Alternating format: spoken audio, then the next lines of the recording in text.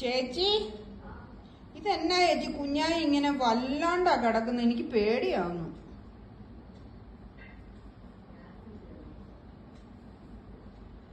ഞാനെ മക്കളെ, കുഞ്ഞായി ഇങ്ങനെ മേളിലോട്ട് തലയൊക്കെ വെച്ച് വല്ലാണ്ട് കിടക്കുന്നു. ഇപ്പഴല്ല, ഇപ്പൊ ഞാൻ ചേച്ചിന്ന് വിളിച്ചപ്പോഴാ തല നേരെ ഉറക്കം കൊണ്ടാണ് പേടിച്ചു. ഉറക്കവാ എന്റെ ബൊമ്മേ